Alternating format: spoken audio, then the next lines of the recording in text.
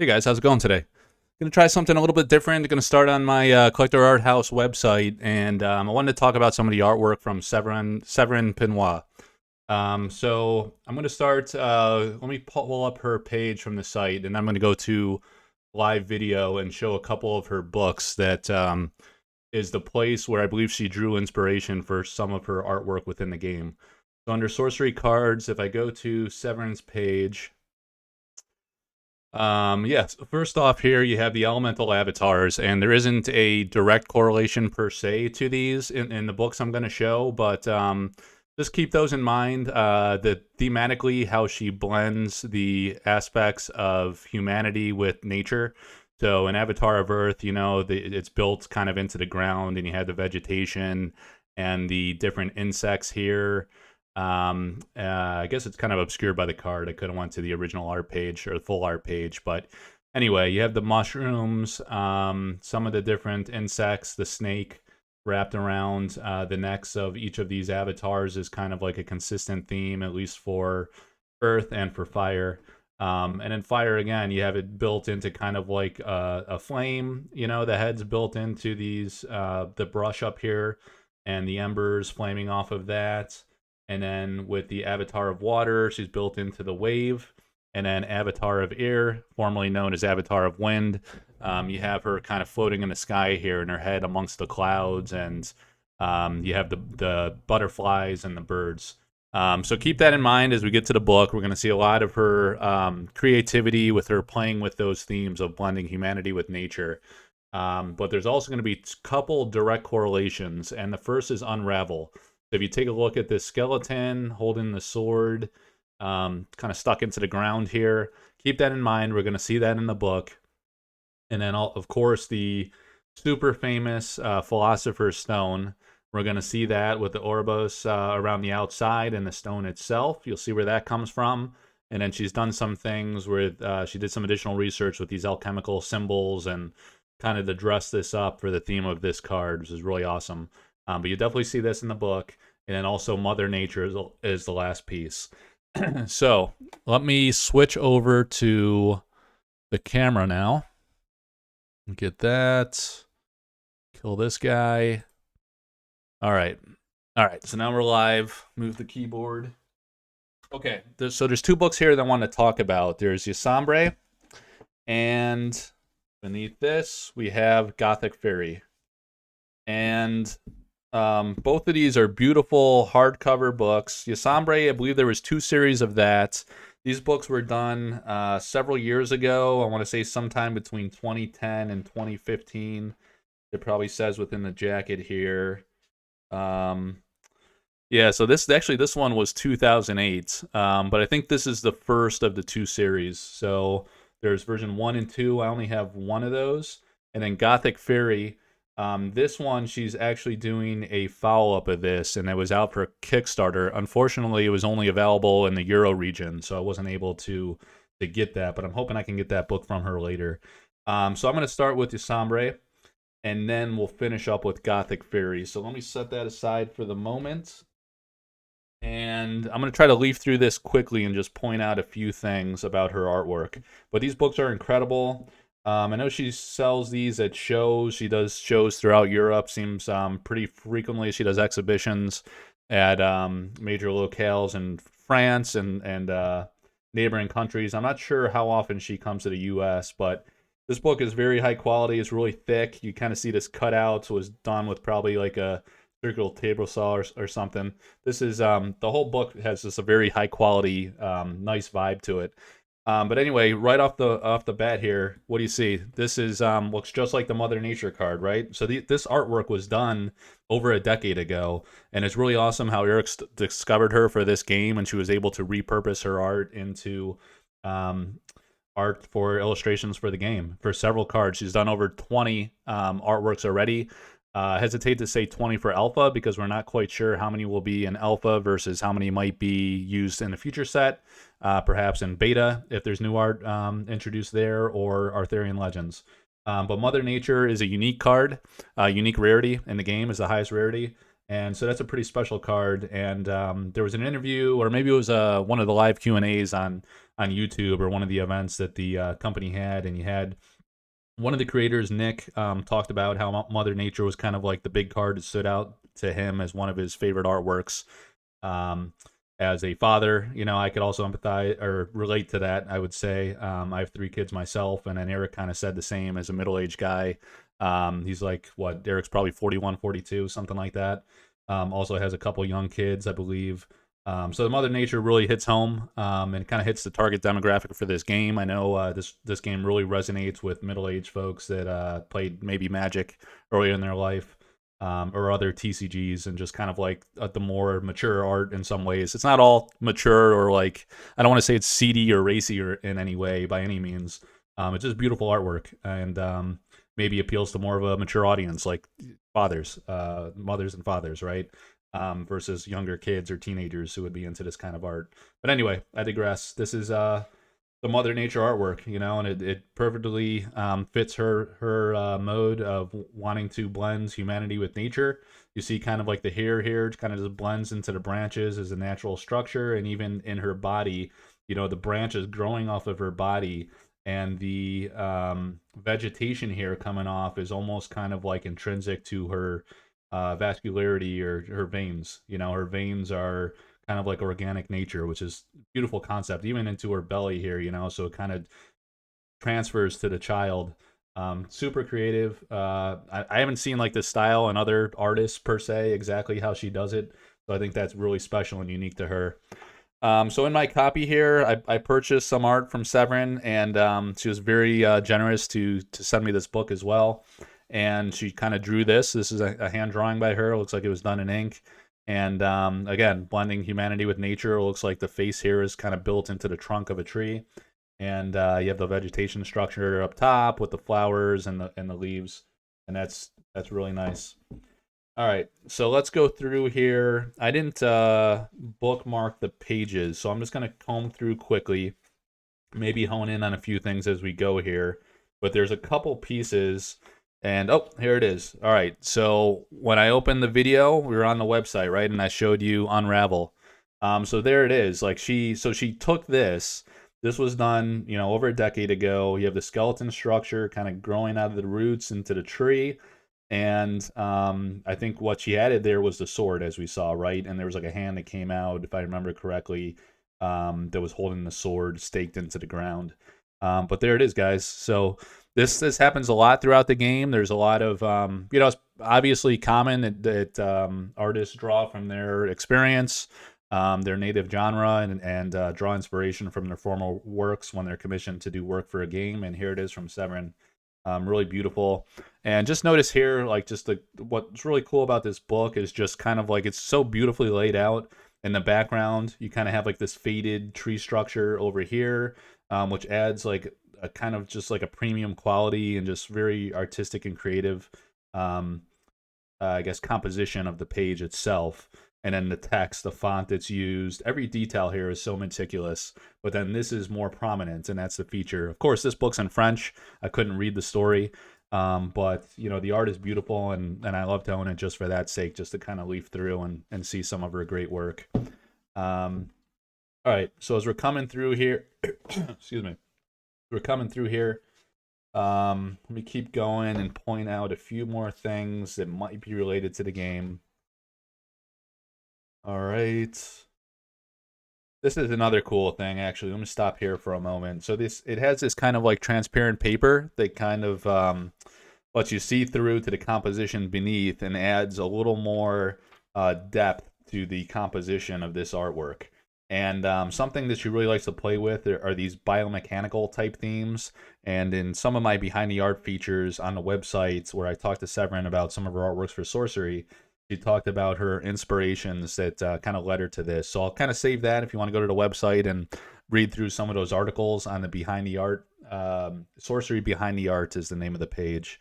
You'll find out more about that and where that comes from and how she's honed in on that throughout her career and has become a real master of that type of artistic painting.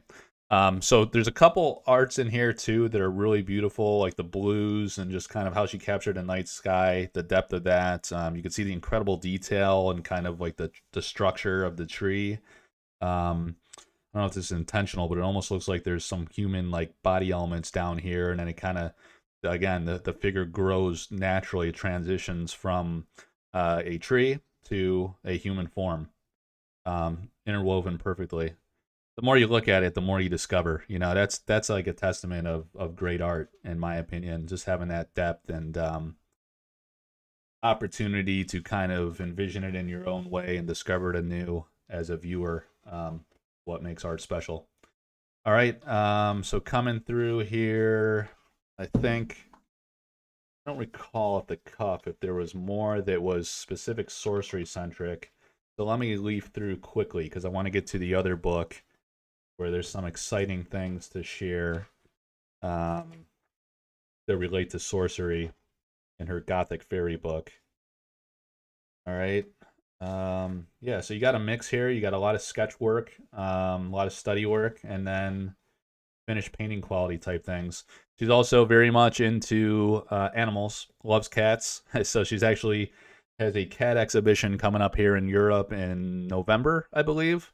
So it's coming up pretty soon, probably within the next few weeks. She does all this like cat art, and just look at the fur there. Let me pull this up a little closer to the camera. There's so much detail. Cute little guy. Of course, he's laying within a couple of leaves, right? So now you got animals and nature interwoven. But he does a lot of great stuff with that if you're into that type of artwork. All right. Almost forgot about this one. Okay, so when I talked to her about the Philosopher's Stone, she pointed me to a few pieces, and I believe this tree and the leaves were one. Maybe some of the symbology around here, and then also this musical type form, it looks like, and then these branches. So when I get to the other book, you'll see some more direct correlation, but it's kind of cool. She drew from both books, from multiple pieces she had done. And here you go. So like in Philosopher's Stone on the right side, you have this guy, right? And then I think the eye element was in the upper left-hand corner of Philosopher's Stone. So go check that out. But there it is, guys. These are essentially what she considers to be the sketches for Philosopher's Stone. So when we start doing artist proof cards, you may see her. This may be something that she works into the artist proofs. You can imagine like maybe having all these elements. I have this concept for what I'm coining the philosophy. What do I call it? The Philo 9. So if you vision like a page of a binder, right? It usually has 9 slots, 3, 3, 3. You could have the stone in the middle. This guy's off to the right, so that's transposed. This up in the left-hand corner. There's another one with the philosopher kind of reaching up to the stone. The center card could be the stone itself recreated. Maybe the Ouroboros kind of woven around a few different cards. But you can kind of see if you could like recreate the Philosopher's Stone across 9 cards. That would be pretty special. Of course, those cards might be kind of pricey because Philosopher's Stone is such a iconic card already. The game's not even out and it feels iconic already. But yeah, to have 9 copies, I don't know. Maybe we'll have to do it over different cards instead of 9 Philosopher's Stones. That's quite a lot. But that's a really cool concept, and I like that idea of doing commissioned art on the back of cards and across multiple cards to display in a binder. All right, so let's see. Any other elements? Those are some biggies, the Philosopher's Stone and Unravel. And I think towards the end, we get a nice little surprise from a sorcery interest perspective. Look at this one now. All right, so this is like a standalone painting. She took a lot of her work. This is like a compilation of her work, right? So this is a painting. I want to say she might have sold this one recently. I don't recall for sure. Some of these sell for like $10,000 or so. They're large and they're gorgeous. She's a big time artist in Europe, so she does very well. But yeah, these books are great because you get to see it all. It's kind of like a portfolio. All right, so chugging along towards the back here. Okay, so we have Mother Nature. So it's going to be in Gothic Fairy. So hold that thought. There's a couple pieces relate to Unravel and Philosopher's Stone yet again in Gothic Fairy. So let me grab that. And what, we're almost 15 minutes in. All right, let me try to speed this up. You guys can always watch on 2x. That's what I do. I watch a ton of YouTube. Again, here's a beautiful sketch that she did. I don't know if she did this with chalk or what, but this is a sketch she did for me here with a personal message. Friendly yours, Severine. Very nice. Greatly appreciate that personal gesture from her. So again, a lot of the biochemical elements. This is a 2-page art, so I don't know if this is like a singular painting or if she kind of merged two, but this guy's like sitting in the chair, which is like a tree. Even the armrest is part of a tree, and you kind of again have like the vegetation growing up and kind of transitioning into human form. Looking at this biomechanical thing, and looking at how incredible that is. Feels like autumn, you know, with the leaves changing colors. Perfect timing for this video here in mid-October. All right, skip along. Yeah, one thing I wanted to point out. So this one really reminded me of Santiago Caruso, who's another artist for Sorcery. He does a lot of his work in black and white. And then digitally, after it's completed, he introduces these red accent elements, which really, you see it down here, just a couple dots and splashes, a couple pieces of red here, and it's really cool how she started the paragraph here with this red letter. Again, attention to detail in these books, you know, it's perfectly laid out. It's framed over 2 pieces, kind of with this design framing it in. This face is kind of weaves throughout the book. This leaf through a few pages. You know, you get this symbology here. This one's in English, so you could actually read this one, or the other if you're native French speaking. But just look how masterful it is and how tasteful the font is. But these red accents are really cool. Go take a look at Santiago Caruso's work on collectorarthouse.com on the full art page, or at his a few cards that I have listed there. He does a lot of this technique. So it's pretty cool to see across a couple of different artists. All right. So look at a snake. Man, so much detail in the scales and everything. The color texture, like with the depth of how filled in aspects are, dark and light, you know, throughout the snake. He does snakes really well, and you saw those on the elemental avatars. All right, here we go, guys. So Philosopher's Stone. And what's really cool about Severine, a few things. So this again has Ouroboros, like the snake, with the vegetation and leaf that we see around the stone in the card art, and then the Philosopher's Stone itself. And then also, this is a piece of jewelry, right? So I think Severine's, if I'm not mistaken, her husband might be a jeweler, but she makes jewelry herself, and she had a series of, I want to say, 8 Philosopher's Stone type necklace pendant type things that she had done, and those are all sold out now, unfortunately, but those are really cool. One of the guys in the community was lucky to snag one of those, one of her very last. But I might do some other projects with her on that in the future, maybe with Predestination or a different take on Philosopher's Stone. That'd be super cool. But I just wanted to point that out, and let's keep chugging along here. The Song of the World. Some of the detail here is really awesome. I love how as you flip every page, you get a mix of sketch and color and different colors and vibrancies. Look how beautiful this art. This is an award-winning painting that she had done. And you could see why. Like the detail, you got to see that up close. Like the detail on that tree trunk is really insane, especially towards the bottom with the kind of the moss growing on there. And then the leaves and the branches, and just really elegant. All right, I want to get to more of the Philosopher's Stone pieces because it comes up a few times throughout here. Ah, there it is subtly in the crease of the page, right? And joining the 2 pages. Let me stop here really quick. So this doesn't have to do with the Philosopher's Stone, but this painting right here in the upper left, I actually have another Facebook group. I run the Sorcery Facebook group. We have about 1,200 people in there. But I have another smaller one that has like maybe 350 to 400 people, which I was focusing more, you know, I'm really into art, and I was into art from all different types of games and just the fantasy genre in general. So I started with that group. until I really got hooked on Sorcery. But this is one I believe I posted there. You should go check that out because it looks a lot better on the computer than you're going to see with this glare and unfortunate lighting that I'm showing you here. But this is incredibly beautiful. The lighting on this is just so masterful and amazing, and it's got this really cool vibe where you got these like eerie figures just lurking out the window. This almost has kind of like a darker type vibe, but then this is like this majestic beauty just cruising along on this horse, this nature horse, and it just looks amazing. These are 3 different paintings she had done. I think she might have sold these too. And this one's unbelievable too. Just the detail. That's wild. You got to see those. She has go to Severine's Facebook group. She has a Severine Pineaux art Facebook page, actually, not a group. Join that page. Follow her work. She posts this stuff, and it's just amazing. And when you see them on standalone full art, it just looks so great. All right. Enough gushing. Let me get to all right, we're towards the end here. This might be the last image I wanted to show.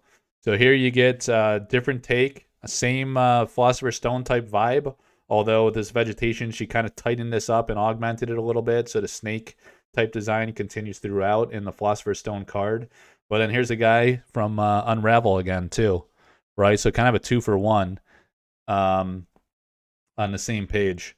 I think so. It'd be interesting. I'll have to ask her if she kind of like took these from other paintings or sketches she did and kind of combined them digitally in a montage, or if these were if she kind of recreated these with different compositional elements to merge themes together. I don't know, but either way, it looks really cool. And there's 2 big time sorcery cards represented right there on that page, or at least the inspiration of where those come from. Yeah, I think that's it. These are just a couple of the models she used as a reference to create those. And you see, this was from 2011. So really cool. We saw 2008 and 2011. Drew a lot of inspiration for sorcery over a decade. You know what? And that's not uncommon. I talked about Brian Smith had done the Color Out of Space. That was from a artwork he created around 2010. So a lot of this dates back a decade, and these are the pieces that Eric found as he discovered these artists, from discovering this work and other formats, and said, hey, I want that in my game. So, as he discussed what he wanted he does like a top-down approach, right, with title, illustration, type line text, and then the game mechanic and the flavor text. It all is uniform and fits together. But he started with artwork he likes and translated those into illustrations. And I love digging up the history here and uncovering kind of the inspirations for the art of the game as a major compelling element of sorcery.